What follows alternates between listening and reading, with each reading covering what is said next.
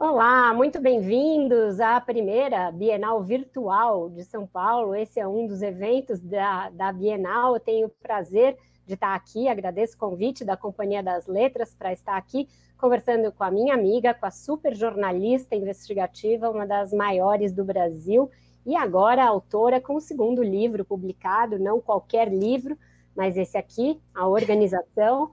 Bem-vinda, Malu Gaspar. Tudo bom, Malu? Oi, Vera, eu que agradeço você ter vindo para esse papo com a gente. Realmente o livro é um tijolo, como diz um amigo meu, é um livro que para em pé. Ali, ó. Esse para em pé, esse dá para dar na cabeça do filho, que não vai bem na prova, ele tem múltiplas utilidades. Eu já vou começar dando um serviço. A organização, esse livro aqui de 630 e muitas páginas, 33, está à venda nas melhores lojas online e físicas de livros, e o preço sugerido de capa é R$ 99,90, nessa edição impressa que eu tenho, e 35, um pouco menos, no e-book. Você encontra qualquer uma dessas versões ao alcance aí de um clique, e eu recomendo muito, porque uma parte importante da história do Brasil está narrada aqui nesse livro da Malu. Então, é quase um thriller, você lê como se fosse um filme. Eu acho que ela, inclusive, tem tudo para vender isso para que vire um filme ou uma série. Mas eu vou começar aqui perguntando para a Malu. Malu, quando a gente lê o seu livro, a gente lembra automaticamente de uma perguntinha que fazem para a gente no Twitter. Onde você estava quando acontecia isso? Onde você estava quando acontecia aquilo? Porque a gente vê que o esquema que muitas pessoas que começaram a acompanhar a política só souberam agora, da Lava Jato, existe desde que a Odebrecht foi fundada ali nos anos 1960. Então, eu queria que você começasse falando disso. Quais são as características que, na sua apuração, você encontrou que são fundadoras da organização, que é como a Odebrecht é chamada, e que se repetiram lá na frente, na Lava Jato?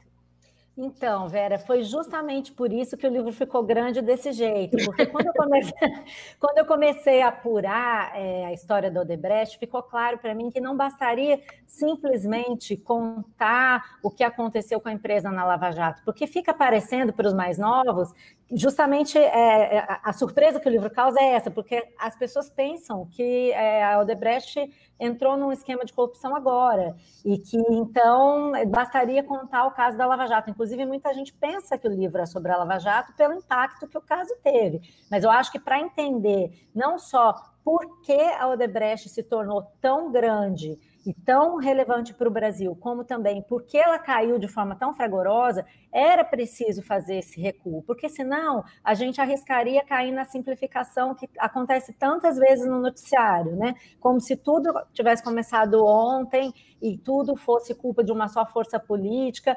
Eu queria escapar um pouco a isso, até porque você vai escrever um livro desse tamanho, certamente é para não entrar no jogo da polarização e da simplificação. Então, o que eu fui fazer? Isso ficou claro para mim desde o início. O que eu fui fazer? Mergulhar na história da empresa, porque o livro, a ideia do livro, começou a nascer de uma reportagem que eu fiz na Piauí em 2016 sobre a Odebrecht. E aí o contexto era da Lava Jato e todo mundo querendo saber como é que era Marcelo, se ia ter delação ou não. E aí já entendi que era uma coisa muito mais antiga do que parecia.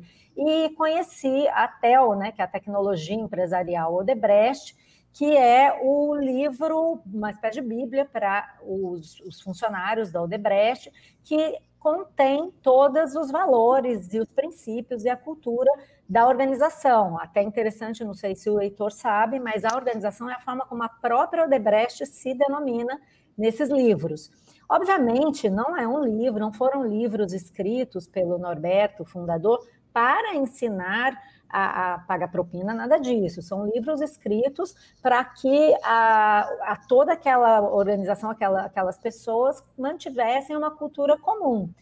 Só que a linguagem, todos os fatos que cercam as relações de empreiteiras com o governo, elas levam a essa justificativa, né? Então, por exemplo, a TEL tem algumas frases que eu acho que são basilares, que dizem, por exemplo, que toda a relação da empreiteira com governos ou com seus clientes deve ser baseada em relacionamento político estratégico. E o relacionamento político estratégico, ele se dá com os governos, com as autoridades públicas. E aí tem também lá uma frase que diz que o cliente, a função da Odebrecht é servir ao seu cliente. De fato, é servir e servir bem. Mas o que é o cliente para a Odebrecht? É uma empreiteira que presta serviços para o Estado. Não é justamente o Estado, não é o governo, não é o contribuinte. Isso tudo, segundo o Norberto Odebrecht escreve lá, é uma abstração. E mais à frente você lê, tudo que funciona está certo. Então, é claro que não foi escrito para isso, para ensinar os executivos a pagarem suborno, mas quando você insere essas pessoas com uma cultura agressiva do que funciona está certo, você precisa agradar seu cliente a todo custo, e ao mesmo tempo a Odebrecht não admite ser segunda ou terceira no mercado em que ela atua, no caldo brasileiro acabou sendo uma combinação fatal, né, para a empresa. No começo, muito poderosa, porque todos se uniam para conquistar contratos e se organizavam internamente para sempre ter uma interface com as pessoas de cada governo, de cada estado, como também depois virou fatal, porque realmente ela se tornou um poder muito grande que acabou sendo perseguida pela Lava Jato, como a gente viu, né? Mas é claro que não foi o Odebrecht que inventou a corrupção, né? E eu acho que é importante entender isso. Porque você descreve no livro quando a Odebrecht não era assim tão grande, eles eram os baianos, como eles eram chamados no mercado, era uma empreiteira local tentando se nacionalizar, e enfrentou muitas barreiras para isso, inclusive do clube que já existia das empreiteiras e do qual ela não era parte, né? Ela era uma prima pobre ali. E para entrar nesse clube, ela precisou justamente se valer dessas relações com o poder, desde o regime militar até o PT, passando por todos, rigorosamente todos, talvez com exceção do Itamar Franco, os presidentes que se sucederam desde então, né? E isso foi uma cultura que passou pelos vários chefes da empresa com suas diferentes personalidades. O Norberto, que é o fundador, passou pelo Emílio, seu filho, e depois chegou ao Marcelo, né? Como que se dá essa evolução da empresa ao longo dos sucessivos governos, Malu? Como ela vai ganhando poder? Então, o Norberto meio que intui isso, fica claro para ele que ele tinha que ter, ele até dizia isso para os subordinados, você sabe por que eu não construí Brasília? Porque eu não tive apoio político. Realmente o Odebrecht não participou da construção de Brasília. Ele começa a perceber que no Estado brasileiro você não conseguia contratos e furar esse cartel que existia na época, a não ser que você tivesse alguém a te dar uma sustentação política. Justamente porque a lógica já era essa, né? Até o Norberto desenvolve um conceito que ele chama de a ética da responsabilidade. Você está diante de um canteiro de obras com 20 mil funcionários, vem um funcionário público e te pede uma propina para liberar um pagamento. Você olha pela janela, vê aquelas 20 mil pessoas, olha para o funcionário público e pensa, pago ou não pago?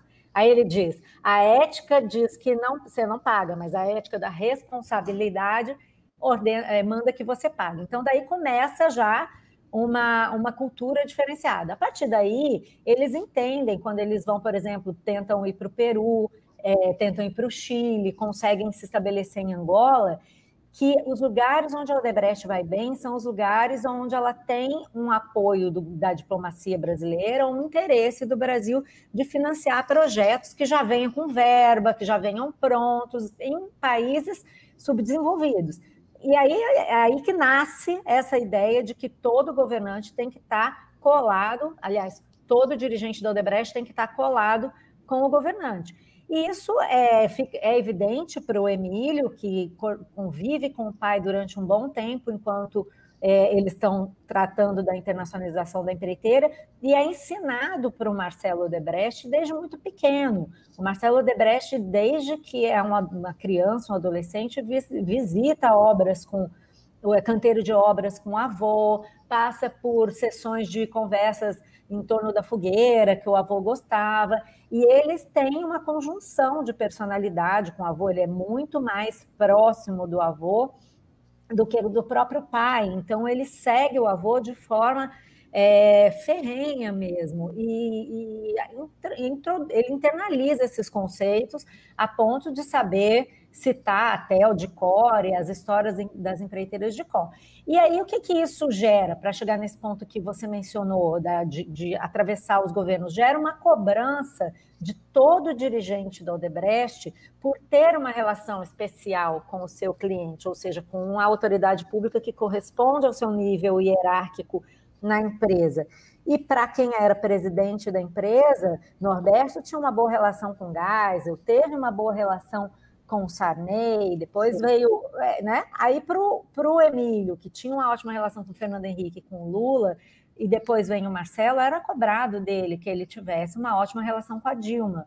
Já não era tão fácil, porque Marcelo tinha uma personalidade difícil, a Dilma também, mas existia essa cobrança, e existia inclusive uma competição ali interna, velada, entre pai e filho, para ver quem dominava mais ou melhor o relacionamento político estratégico, nesse vocabulário que eu chamo de odebrechtês, né? Quem dominava melhor isso, e por isso fica essa disputa, quem tem uma relação mais próxima com o Lula, quem convence o Lula das coisas, quem convence a Dilma, e um pouco o livro tem essa tônica, você vai acompanhando o Marcelo tentar se provar tão capaz de dominar o relacionamento político estratégico quanto o pai, o avô, né?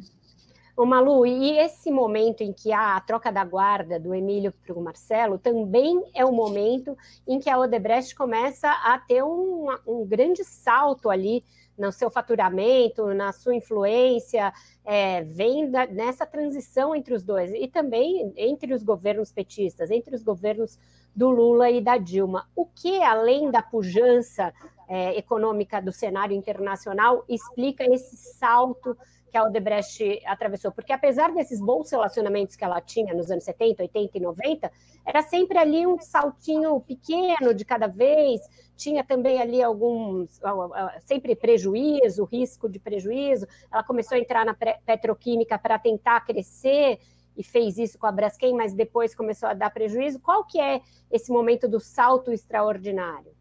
Eu acho que tem algumas coisas que ajudam a explicar isso. Uma é a ideia que o Emílio tinha, e ele até fala mais para frente no livro para os procuradores, que ele que ensinou isso, ele que botou isso na cabeça do Lula. Não sei se é verdade, mas realmente eles tinham essa ideia comum de que o Estado deveria ser indutor de investimentos. Então, e não dono das empresas privadas, mas sim indutor dos investimentos. Ele faz isso, vende muito essa tese no governo Fernando Henrique, consegue vários avanços, mas tem ali uma oposição dos heterodoxos. Mas quando vem o governo Lula, a Odebrecht está muito bem posicionada, porque, primeiro, que o Emílio já tinha uma relação de décadas com o Lula, desde que o Lula era sindicalista. Segundo, que eles vinham conversando sobre isso ao longo do tempo, e havia um acordo muito claro entre a Odebrecht e o PT e o Lula, não o PT, o Lula especialmente, de que o governo financiaria os empreendimentos da Odebrecht, ou, por exemplo, a petroquímica, que realmente virou a grande geradora de caixa do grupo, mas não estatizaria. Então, seria sócio, mas não estatizaria. Então, quando o Lula assume, isso é cobrado dele numa reunião que eu descrevo em detalhes no Palácio do Planalto, que o Lula deveria manter a sua promessa, e contra o desejo do presidente da Petrobras na época, que era o Zé Eduardo Dutra, e outros petistas que estavam nesse encontro, o Lula arbitra e decide que não, o governo não vai intervir e vai deixar a petroquímica na mão da iniciativa privada. É um setor de lucros baixos, mas gera muito, muito dinheiro. Então, era muito importante para o Odebrecht continuar nesse setor. E uma outra perna é a expansão para o exterior, né?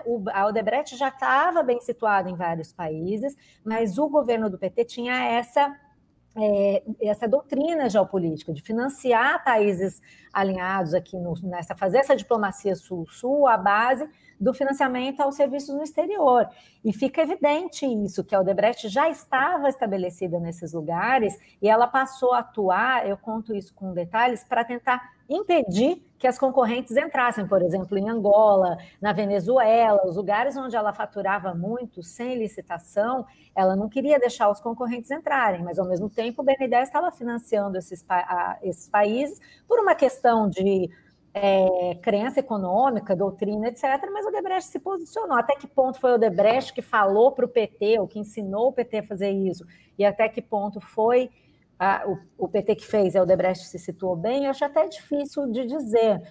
Acho que é uma conjunção, acho que os dois lados pensavam semelhante, e como tinha dinheiro, a coisa rendeu, né? Eu conto no livro que também no governo Fernando Henrique, o Emílio pede, e não só o Emílio, vários empresários do setor petroquímico pleiteiam junto ao BNDES financiamentos, mas nem sempre eles conseguiam, porque era muito mais difícil, o governo tinha menos recursos e tinha um embate interno que tornava mais difícil esses financiamentos saírem tão facilmente. Então, acho que é uma conjunção de fatores e que é, sim, muito baseada no relacionamento político-estratégico, como eles chamam, né? Que não é só um relacionamento baseado em propina, é um relacionamento de décadas, é como se casasse com um político. Você ajuda o político nas horas boas e nas horas ruins. E você tem, inclusive, uma marcação homem a homem, porque para cada político você tem um executivo da Odebrecht escalado para ser uma espécie de anjo da guarda daquele político, né? O Lula tinha o dele, o Serra tinha o dele, cada político tinha o seu, né? É como se o organograma da Odebrecht espelhasse o organograma do Estado. E isso era tão sério para eles que entrava no chamado PA, no plano de ação. Uma das metas era, sei lá, cultivar o relacionamento com fulano, com cicrano, ter o domínio do relacionamento com tal governador. Isso fazia parte dos planos, não era uma coisa nem dissimulada, era uma coisa levada muito a sério. E a gente vê essa cultura tão generalizada, com uma curiosidade, vou dar um spoiler aqui do livro da Malu, quem apresenta o Emílio Odebrecht para o Lula é ninguém menos que o Mário Covas. Então, essa disputa, que tem gente que se mata, que briga com a família, um é tucano, um é petista, se matam, mal sabem o quanto esses interesses são, né, interrelacionados ao longo das décadas na política. O povo se encontra, né? Sempre tem essas conjunções de interesses, né? Ô Malu, além dessa questão da propina, vir lá do início, tem outras coisas que foram muito presentes na Lava Jato e que aparecem nos primórdios também, que você conta. O tal Departamento de Operações Estruturadas, né, que era o Departamento da Propina, você conta a gênese dele, inclusive com as duas mesmas funcionárias que depois foram importantes lá na Lava Jato, já na origem, e também a planilha com os apelidos é algo que vem dos primórdios, né? Não é uma invenção da era petista, né? Não, inclusive, de início, esse departamento se gerava o Caixa 2, que se chama o dinheiro que não é contabilizado, a partir da mesma forma que as outras empreiteiras continuaram gerando até a Lava Jato, que era contratar subempreiteiras que emitiam notas frias, e esse dinheiro ia ficando livre, porque ele não era contabilizado, ele não entrava no caixa. Então, eu conto as cenas ali dos anos 80, em que os executivos da Odebrecht, que eram responsáveis pelos pagamentos, entravam numa sala, faziam uma lista, inclusive no livro tem a lista dos anos 80, a secretária da época me forneceu isso, a Conceição, e eles iam criando os codinomes, e rindo, e falando, abriam a porta para ver se não tinha ninguém olhando, e, ao mesmo tempo, iam acondicionando o dinheiro em caixas de camisa, em caixas de gravata. Foi realmente um momento bem primórdios, bem inicial do departamento. Só que isso evolui de forma super sofisticada, porque com a CPI do orçamento, eu conto isso também, esse esquema ele é completamente desnudado. Embora não aconteça nada com o Odebrecht, isso é outra característica que eu exploro no livro, os escândalos vão se sucedendo e não acontece nada, a informação vem à tona e todo mundo fica sabendo que a empresa paga seu dinheiro de Caixa 2, propina, etc. assim. Então, depois desse caso... graças a um executivo que não foi suficientemente cuidadoso de destruir a papelada, deixou tudo acumulado e isso foi parar nas mãos da Polícia Federal, né? ficou tudo no banheiro. Então, vamos agentes da lavagem de dinheiro, literalmente. Eles estavam dentro de um banheiro enorme, eu quis botar a foto no livro para as pessoas entenderem o volume de informação. Tem no livro, no caderno de fotos, que tem uma foto de um carro antigo, não sei o que era aquilo, se era uma Caravan, com caixas e caixas e caixas de papel, e aquilo tinha tudo, desde atas banais de negócios, coisas que não tinham nada a ver com dinheiro sujo, até, sim, listas de propina, crachá de banco sem nome para que as pessoas entrassem e saíssem sem ser percebidas, ata de pedido de empréstimo já assinado por políticos anteriormente para que a Odebrecht entrasse direto com o pedido como se fosse o governo do estado ou a prefeitura, estava tudo ali. Mas aquilo foi abafado, como ao longo da nossa história tantas vezes aconteceu, e o pessoal se tocou, falou, bom, desse jeito não dá para a gente continuar, porque a gente vai ser pego. Então, criaram o que depois veio a ser o Departamento de Operações Estruturadas, bem antes do Marcelo Odebrecht assumir o comando. Esse esquema de pagar as autoridades públicas em offshores, depois de que o dinheiro passasse por várias camadas de offshore, até chegar no beneficiário final. Então, tinha regras, as offshores da camada 1 não podiam pagar direto o político, as offshores da camada... Aí não podiam pagar político dentro da própria Odebrecht, tinha uma série de regras, só que a coisa foi ficando tão grande, Vera, o Departamento de Operações Estruturadas da empresa chega um momento em que ele é o 7º orçamento da Odebrecht. E os próprios executivos se incomodam com aquilo. Tem uma reunião de final de ano em 2013 que eles ficam sabendo de quanto que o Departamento de Operações Estruturadas movimentou naquele ano, 740 milhões de reais, e fazem uma conta lá simples e falam assim, gente, o executivo sai da reunião e fala isso, um alto executivo, esses políticos estão ganhando mais do que nós, acionistas.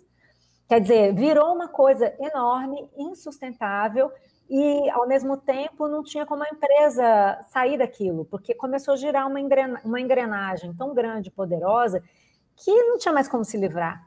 Então, eles ficam ali contemplando a enormidade daquele negócio, temendo que realmente viesse uma operação que desnudasse tudo, e, ao mesmo tempo, não tem o que fazer.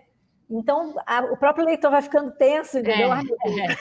Eu ficava tensa apurando, eu ficava nervosa. Eu me lembro, pois é, a gente esteve na linha de frente da apuração esses anos todos da Lava Jato. Eu me lembro de ter narrado no painel, por exemplo, alguns dos fatos que você contextualiza muito bem depois. O primeiro, aquela crença absoluta e meio arrogante que a Odebrecht, com o Marcelo à frente, tinha de que nunca iam ser pegos, porque o esquema deles era mais blindado do que o esquema de quem tinha caído até então, até as outras construtoras, porque eles não usavam os doleiros da Lava Jato e porque eles tinham esse departamento aí que não deixava rastros. Quando cai o departamento de propina ali, setor de propina, graças ao depoimento da secretária e tudo vem abaixo e aí eles começam a viver o inferno deles, isso cai por terra. Mas eu me lembro de almoçar com o Marcelo Odebrecht, eu me lembro a data, dia 8 de maio de 2015, poucos dias antes dele ser preso, quando ele ainda arrotava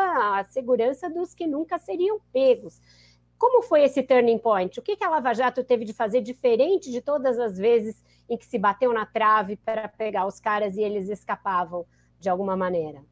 Então, o que eu exploro no livro, até para que as pessoas entendam um pouco sobre como é que se chegou a esse ponto, que eu acho muito importante, é que, ao longo da história, duas coisas a Odebrecht aprendeu a fazer muito bem. Uma era atuar na opinião pública, isso que você está contando de Marcelo procurar os jornalistas, era uma parte do trabalho que era feito para convencer a imprensa de que era tudo um exagero. No caso, por exemplo, da CPI do orçamento, foi feito isso, se exploraram os erros que o Bisol, na época, o senador José Paulo Bisol, que era o relator, tinha cometido. Ele cometeu alguns erros mesmo na apresentação do material, e isso virou contra ele de forma muito forte, e, ao mesmo tempo, argumentar que havia nulidades jurídicas, porque, por várias razões, havia realmente algumas nulidades jurídicas e havia também, porque esse pessoal era muito iniciante no combate à corrupção, né? O Brasil foi vivendo também um aperfeiçoamento institucional que foi melhorando a qualidade dos servidores públicos e o conhecimento a respeito de como se davam as engrenagens da corrupção. Então, o que aconteceu, que eu acho que são fatos centrais. Um foi essa formação, né, de uma geração de servidores do Ministério Público que estava mais antenado com os esquemas internacionais de lavagem. Outra coisa que aconteceu, a lei de 2013, lei anticorrupção de 2013, que foi aprovada pela própria presidente Dilma Rousseff, que ela regulamentou a delação premiada, por exemplo. E a outra coisa foi realmente o clima político que havia mudado. De repente, depois dos movimentos de 2013, depois da lei anticorrupção, você tem uma operação que começou a desvendar o caso das empreiteiras e que começou a atuar junto à opinião pública, também foi um aprendizado importante da Lava Jato, né? Eles perderam a guerra da Castelo de Areia, eu até conto isso no livro. O Marcelo fala para os executivos dele, na Odebrecht, que aqui ele acreditava que a Lava Jato seria a Castelo de Areia da Odebrecht. Para quem não lembra, a Castelo de Areia foi uma operação que começou a investigar exatamente o mesmo cartel, com base em uma denúncia anônima. E foi feita uma interceptação telefônica que comprovou uma série de fatos, mas como era uma interceptação telefônica baseada em uma denúncia anônima, foi decretada a nulidade das investigações e a investigação foi arquivada. Isso é a famosa nulidade. Esses erros primários, os promotores, os procuradores foram aprendendo a não cometer. Depois a gente viu que eles cometeram outros, mas no início a coisa foi ficando difícil de combater, tanto que tem um capítulo inteiro, eu dedico um capítulo inteiro a mostrar como a Odebrecht tenta convencer a ex-presidente Dilma e o então ministro Zé Eduardo Cardoso a matar a Lava Jato na origem. Sim. E não consegue, porque ficou um clima político inviável, porque a lei tinha mudado, realmente produziu-se um outro contexto histórico no Brasil em que aquilo foi possível. E eu acho que eles eram tão poderosos e estavam tão acostumados a sempre matar todas as investigações que eles não viram o tsunami chegando, sabe? Eu acho. Ô, Malu, e aí isso se mistura com outro componente muito importante, interessante do seu livro, que dá a ele esse caráter aí muito de novela policial, que é a parte familiar, né? A parte pessoal e familiar dessa organização. E aí você já narra logo no começo uma cena que é muito importante, que é o Marcelo Odebrecht preso e no começo mantendo aquela rotina estoica de quem acha que vai ficar pouco tempo ali e sair, e como isso vai evoluindo, para a vez que o pai o visita pela primeira vez e eles têm uma discussão, e como ele começa a se sentir abandonado e começa a ver que ele tem de delatar e o pai não está tão seguro assim, e aí você traz coisas que são inéditas e muito interessantes, que são os diários dele, as cartas que ele recebe, como que esse componente emocional, psicológico vai mudando de acordo com a evolução das investigações. Então, Vera, eu, assim, apesar de eu escrever livros longos sobre assuntos em tese muito áridos, eu gosto de história de gente, e eu acho que qualquer assunto é uma história de gente. É impossível você entender o que aconteceu com essa empresa sem entender essa relação desse pai e desse filho, porque várias escolhas que foram sendo feitas ao longo da história da Odebrecht, e especialmente dessa crise, dos governos Lula e Dilma, tinham a ver com essa relação mal resolvida, mal estabelecida entre pai e filho, e com todas essas dificuldades de relacionamento que eles tinham, com essa disputa. Eu conto no começo também como o Marcelo forçou a assumir antes o comando da empresa, porque ele achava que o pai estava fazendo opções erradas. Então já havia um caldo ali bem complicado entre os dois. E aí, realmente, quando ele vai preso, o Marcelo vai preso,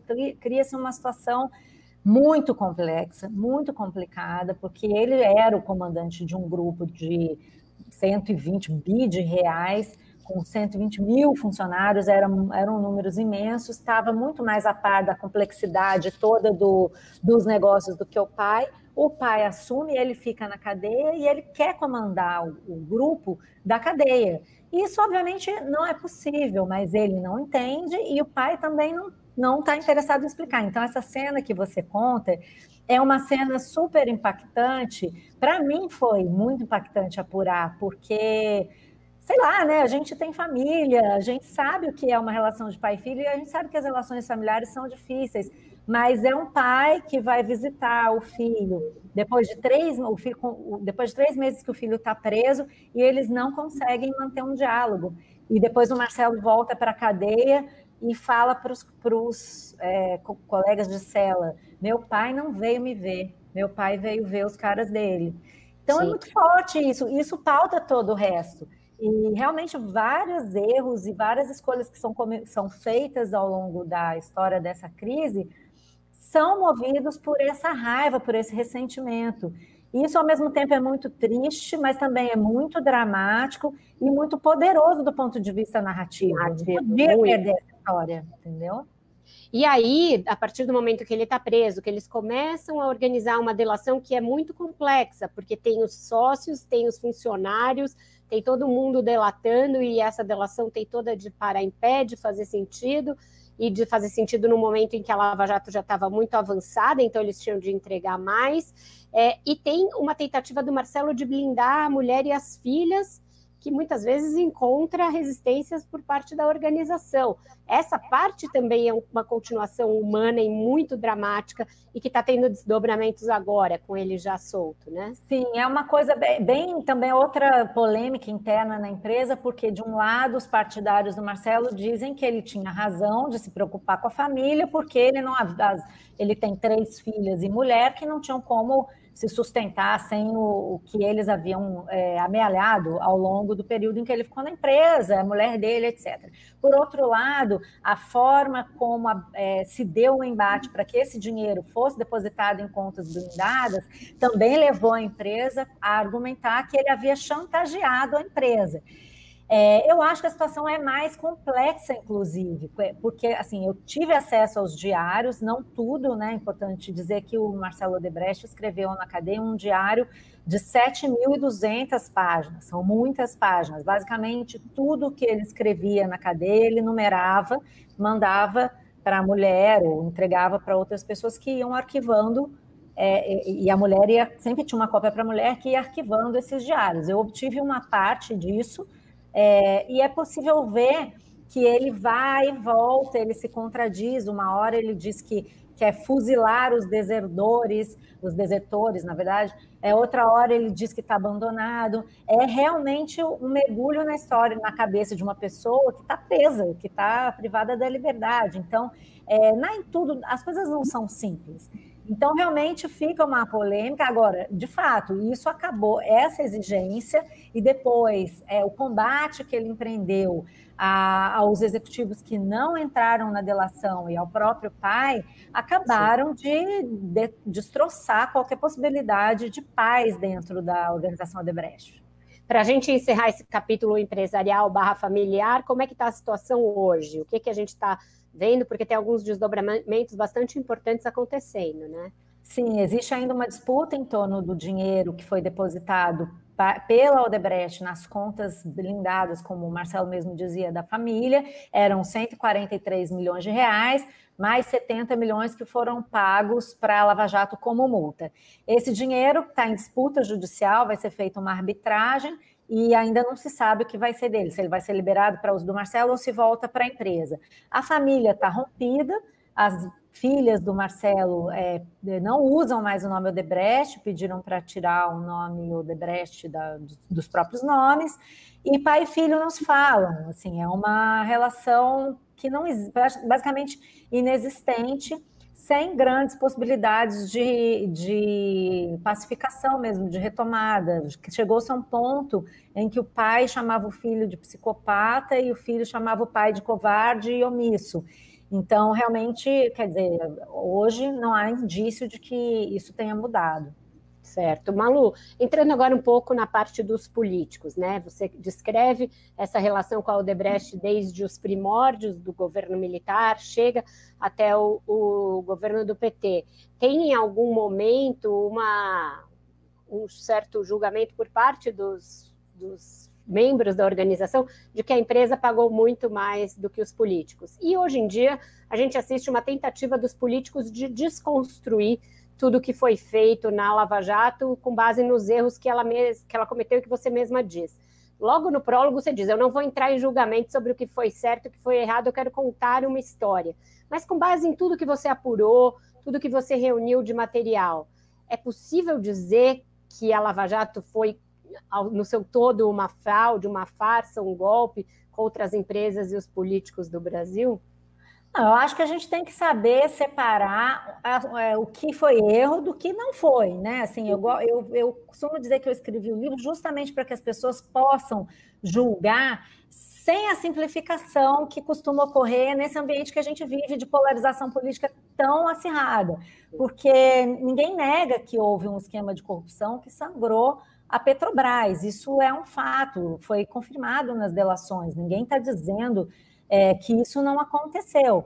Por outro lado, a Vaza Jato, que a gente cobriu, todo mundo cobriu, e eu cito no meu livro, é importante dizer isso, demonstrou que o ministro Sérgio Moro, por vezes, orientava os procuradores, demonstrou que havia uma relação, não havia uma separação de funções que é desejável e é estabelecida pela legislação, pelo bom regramento jurídico, para que a operação seguisse a sua melhor governança possível. Eu digo ali, e também você lembra, porque eu fiz essa pergunta no Roda Viva, de algumas vezes a gente ter visto dois pesos e duas medidas, né, como quando o ex-ministro, na época juiz da Lava Jato, Sérgio Moro, não quis convocar o Lula dizendo que isso ia atrapalhar o processo eleitoral, e depois divulgou a delação do Palocci. Tem atitudes ali que realmente devem ser contestadas. Isso não quer dizer que a gente não tenha visto realmente um esquema de corrupção do tamanho que era a economia brasileira na época. A própria Odebrecht, os próprios executivos da Odebrecht confessam isso, e o que eu quis fazer no livro foi justamente, eu até falo, eu não vou ficar desfiando artigos do Código Penal, exato. Até porque, assim, vamos combinar, hoje as pessoas já têm seu próprio julgamento. O meu livro não é para que as pessoas... Eu quero que as pessoas entendam que isso é muito mais grave. Isso não diz respeito ao Moro, ao PT, isso diz respeito a nós, como sociedade, como país. A gente tem que olhar para as instituições. A gente não tem que ficar olhando, mas um é santo, um é mito, o outro não é mito, um é... Entendeu? Eu acho que isso não contribui para nada, e esse julgamento já foi feito. Eu dou minhas opiniões no podcast que eu faço, eu não tenho medo de dar opinião, mas o livro é um documento histórico. É verdade. Eu não posso ficar usando um documento histórico ao qual eu dediquei 3 anos e meio para simplificar esse tipo de julgamento. Isso não faz sentido, né? Existem espaços para fazer essas coisas. E eu quero que as pessoas entendam como é que se davam as coisas, porque hoje em dia no Brasil, assim, é corrupto, tem esse julgamento simplista, é corrupto. Então o cara é um cara numa sala fechada, negociando embaixo de uma mesa, um ratinho. Outro não, ele nunca fez nada, é ótimo para o Brasil e tal. Nada disso é assim, as coisas não são pretas e brancas, não, né? O livro demole esse maniqueísmo e qualquer tentativa de se fazer isso, e ele é bom justamente porque ele não precisa de um julgamento da Malu ou de uma conclusão peremptória dela, porque a maneira como ela narra as coisas, amparada em documentos, em depoimentos, em CPIs, permite que se vislumbre uma janela importante da história do Brasil. Esse é um livro de história do Brasil, mais do que um livro sobre uma empresa ou sobre uma família. Ele é tudo isso e também um livro importante de uma parcela da história do Brasil. Queria que você falasse um pouco agora, Malu, da sua jornada escrevendo esse livro. Eu sei que você já tinha escrito um outro igualmente extensivo sobre o Eike Batista, o Tudo ou Nada, mas esse daqui... Não tem problema, vai. Mas esse daqui, imagino que te consumiu mais, porque ele volta mais no tempo e ele abre o leque para muito além de um personagem só. Só protagonistas são pelo menos três gerações de uma família. Então, como é que foi? Como você se organizou? Eu sei que você também é meio caótica, como eu, de fazer 300 coisas ao mesmo tempo. Como você conseguiu parar 250, pelo menos, para se dedicar ao livro? Por quanto tempo? Como era a sua rotina? Você escrevia assim que você apurava? Conta um pouquinho para a gente. Pois é, a gente que é mulher e tem filho e ainda arruma tudo isso para fazer, né? Acho que a gente não bate muito bem, né, Vera? Mas assim... Mas assim, é a época que deixa as pessoas assim. Eu acho que tem algumas coisas que são impulsos. Tem uma história que você olha... Eu evitei, juro para você que eu evitei. Eu ficava, não vou fazer isso, não vou entrar nessa história, porque isso é muito complicado. Mas chega uma hora, e é justamente isso que você falou, essa coisa de contar a história. Eu tenho esse impulso ingênuo, sabe? Eu vou deixar um documento, eu quero contribuir para a sociedade, eu quero fazer uma coisa útil. E aí era uma história incrível, dramática, shakespeariana, com essa possibilidade de contar a história do Brasil. Ficou um impulso irresistível. E, ao mesmo tempo, para te falar a verdade, eu não tinha noção que ia ser tão complexo. Eu imaginei que fosse complexo, mas eu escrevi o livro do Eike em 1 ano e meio, eu imaginei que fosse 2, Odebrecht e tal, mas e achei que tinha as delações, que foi o meu ponto de partida, né? Organizei todas as delações, fiz uma planilha, um Excel de verdade, um Excel top, com todos os inquéritos, todos os procedimentos, numa pasta organizada com tudo que foi dito, quem falou, quais foram as pessoas delatadas, quais eram os assuntos, para poder me organizar, e fui reconstituindo isso. Esse foi o primeiro passo. Assistindo os depoimentos, fazendo uma pesquisa de DDoC, que a gente chama, né? Levantando tudo e organizando em arquivos. Por ano e por período. Inclusive foi o Otávio Cabral que me deu essa dica lá atrás, há muitos anos, falou, faz arquivos. E foi o que eu fiz, arquivos por ano, 2010, 2011, 2012, 2013, até 2018, vindo para trás também, organizei aquilo em ordem cronológica e fui aos poucos procurando as pessoas para fazer as entrevistas, que também foi um capítulo bastante complexo, porque quando eu comecei a fazer o livro, a história estava em curso. Então, pensa, em 2017 eu fechei o contrato com a companhia e comecei a trabalhar focada no livro, nas horas livres. Era difícil, algumas pessoas não queriam falar, outras queriam falar só um pedaço da história, não queriam falar outro. Tinha que viajar, tinha que ir a São Paulo, tinha que ir a Brasília, tinha que ir a Bahia. E organizar isso na minha rotina foi bem difícil mesmo. Assim, eu tenho uma família, como o meu marido, o Vinícius, é jornalista, ele entende um pouco isso, nem tanto, assim, às vezes reclama, lógico, mas entende bastante, sabe da necessidade. E, na verdade, foi equilibrando pratos. Tinha férias que eu... Tem 3 anos que eu não tiro férias. Tem tirar sabático, né? Você não chegou a se afastar da Piauí. Consegui, né? Alguns meses de sabático também. O pessoal da Piauí foi ótimo. O Fernando, o João Moreira Salles, o Fernando Barros e depois o Petri. Eles foram me dando ali algumas brechas e eu tirava férias para trabalhar. Meu marido viajava com as crianças e eu ficava trabalhando, escrevendo. E aqui em casa era meio isso, assim, terminou 9, terminou 10, o capítulo 8... acompanhavam, assim, esse capítulo 9 que nunca acaba, teve o 6, que foi um drama, meus amigos falavam, meu Deus, esse capítulo 6 nunca acaba. Mas assim... Deixa eu ver qual era o 6, para eu lembrar. Eu acho que nem era esse que ficou aí, mas era um sobre o governo Fernando Henrique. Ah, tá. E depois eu tirei, escrevi capítulos que eu joguei fora depois, quando eu tive que cortar, mas realmente houve momentos em que eu pensei, cara, eu não vou conseguir terminar, porque o livro não era só reunir as informações, você tem que transformar isso numa história, é também uma novela. Sim. E para contar isso, e outra coisa, é uma apuração em off. Então, não bastava falar assim, fulano disse que aconteceu não sei o quê. Isso não basta para uma operação em off, é muita responsabilidade, você tem que dizer como é que foi, ao máximo possível, reconstituir os fatos ao máximo possível. Então, houve cenas, por exemplo, que tinham relatos conflitantes, que eu passei 2, 3 meses para chegar a uma conclusão sobre... Eu consigo imaginar você atormentando as pessoas, viu? Mas será que foi assim mesmo? No final de semana. Estava de verde, não de azul? Porque, olha, o outro me disse, consigo imaginar a Malu fazendo... Eu sou isso, eu sou essa pessoa chata que liga no fim de semana, que manda mensagem, mas não está o e-mail, você falou não sei o que, não sei o que, mas você me disse outra coisa assim, realmente tem que isso ser para velhinhos que alguns nem devem lembrar direito o que comeram ontem e você querer que eles lembrassem o que aconteceu em 1900 e bolinha ali atrás. Realmente, são fatos de 10 anos, de 8 anos. Às vezes a pessoa me falava justamente isso, mas Malu, eu não sei o que eu fiz ontem, você quer que eu lembre que eu comi no dia tal, no lugar tal. Não, mas então não me diz, então eu não vou botar que você comeu. Não, mas eu comi. Mas você comeu o quê? Não sei. Eram discussões bizantinas acerca de detalhes. Mas assim, quando fica... Mas isso faz muita diferença, tá? Agora falando como leitora para um público leitor de Bienal que está nos assistindo.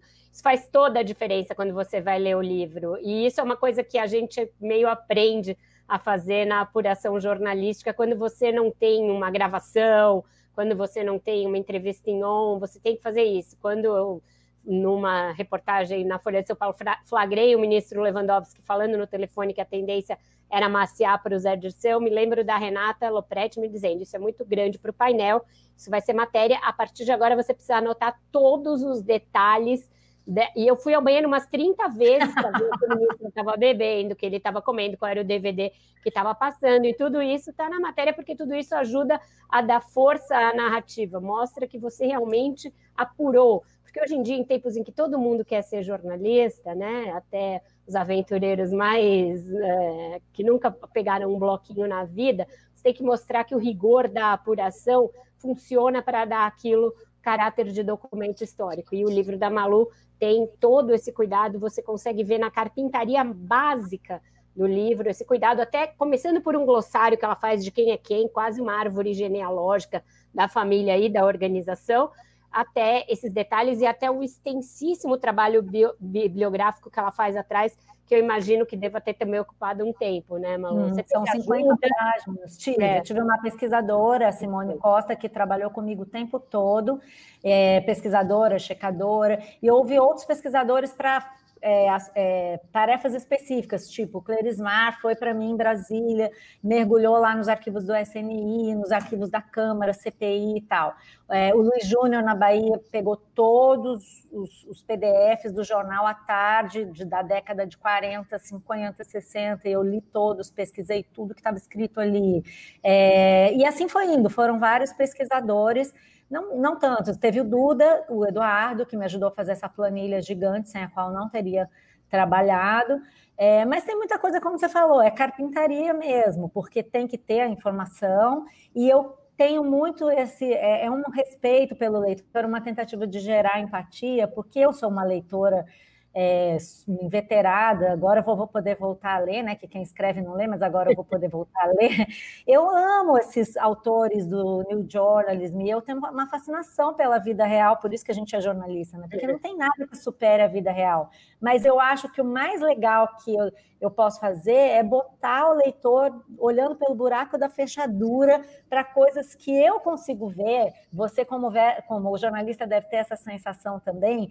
É um privilégio para a gente ver coisas que a maior parte dos brasileiros não vai ver. Mas eu quero dar um jeito de botar a pessoa dentro da cena. Porque isso é muito legal. É a vida real acontecendo, é onde ela de fato acontece, onde as decisões são tomadas. É onde o jornalismo pode trazer agregar um valor que normalmente você não acha. Então, a gente busca fazer uma coisa diferente, dá trabalho, mas é um prazer incrível quando uma pessoa vem falar assim, cara, eu me senti naquela cena.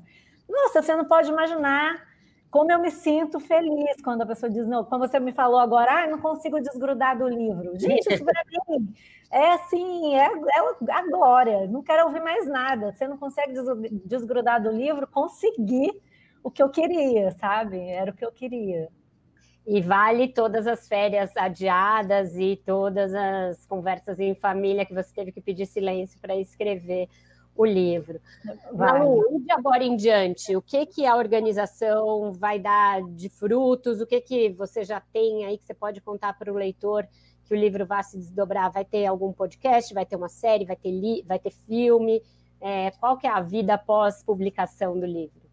Eu gostaria muito que virasse. Eu ainda tenho, várias pessoas estão me procurando, tenho umas conversas preliminares ainda, mas não tem nada certo.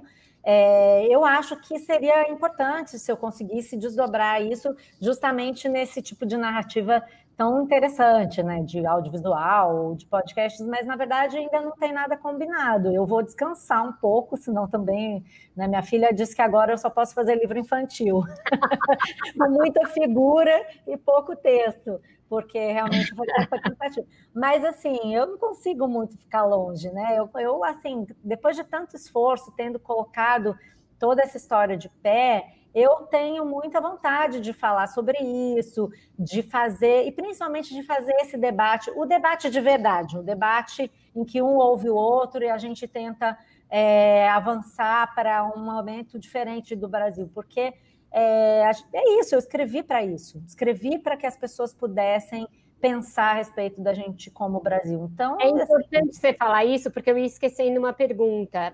Ontem a gente assistiu no Fantástico uma matéria muito legal sobre o livro, e lá no final a Poliana e o Tadeu fizeram os outros lados, e o ex-presidente Lula disse que não foi procurado por você para falar, para dar a sua versão sobre o livro. E você apanhou muito nas redes sociais em razão dessa informação.